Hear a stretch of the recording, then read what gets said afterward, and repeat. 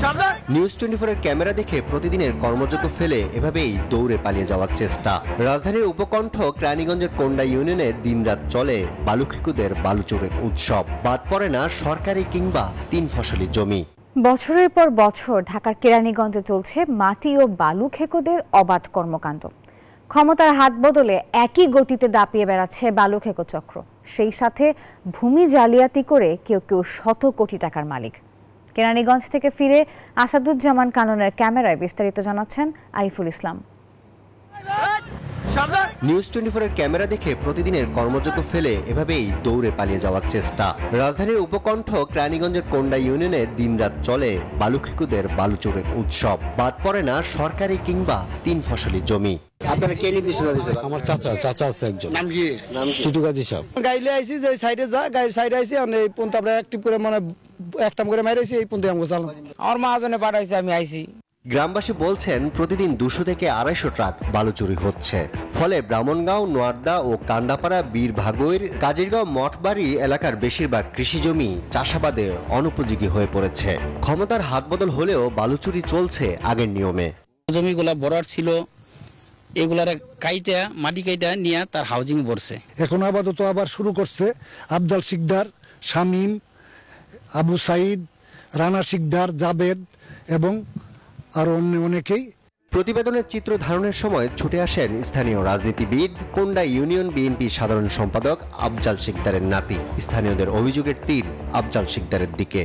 উনিও কাটতেছে উনার মতো। উনারা যদি আমরা জিজ্ঞেস করি আপনি কার মাটি করেন, আমি তো আরেকজন থেকে কিনছি, আর আপনি জিজ্ঞেস বলো আমাদের থেকে কিনছি। স্থানীয় পুলিশের কাছে প্রশ্ন ছিল বালুখেকো সিন্ডিকেটকে কেন আইনের আওতায় আনা যাচ্ছে না। এ বিষয়ে আমরা অভিযোগ পাচ্ছি এবং আমরা সেগুলো তদন্ত করব। তদন্ত করে যারা এই মাটি কাটার সঙ্গে জড়িত তারা যত বড় সিন্ডিকেটই থাকুক, এই সিন্ডিকেট আমরা ভাঙবো এবং তাদেরকে আমরা আইনের আওতায় আনবো ইনশাল্লাহ। শুধু বালু কিংবা মাটি চুরি নয়, অভিযোগ আছে একই এলাকার বহু পরিবার নিঃস্ব হয়েছেন স্থানীয় রাজনীতিবিদ, ইউনিয়ন আওয়ামী লীগের ত্রাণ বিষয়ক সম্পাদক দিন ইসলামের সিন্ডিকেটের খপ্পরে পড়ে।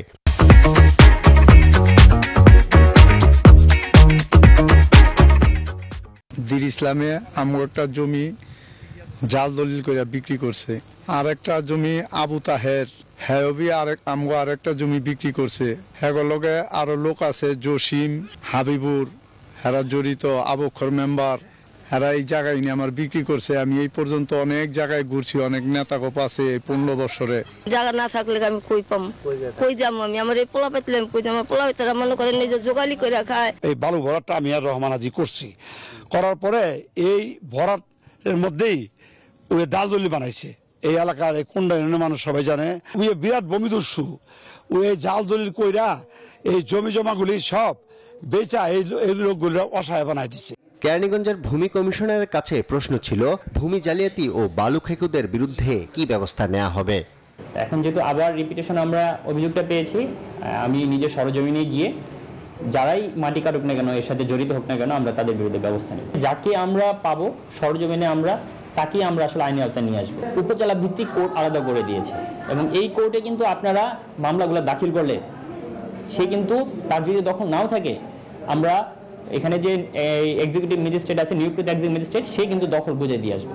ভূমি কমিশনার ব্যবস্থা নেয়ার কথা বললেও আশ্বস্ত হতে পারছেন না স্থানীয়রা। ফলে এমন মিছিল মিটিং কেরানীগঞ্জের নিয়মিত চিত্র। গণ অভ্যুত্থানের পর ফ্যাসিস্ট সরকারের কর্মীদের যে অপকর্ম, সেগুলোর বিরুদ্ধে কথা বলার সাহস পাচ্ছেন ভুক্তভোগীরা। তাদের দাবি এই ধরনের অপরাধের দ্রুত এবং সুষ্ঠু তদন্তের মাধ্যমে বিচার হোক। কেরানীগঞ্জ থেকে আরিফুল ইসলাম, নিউজ 24।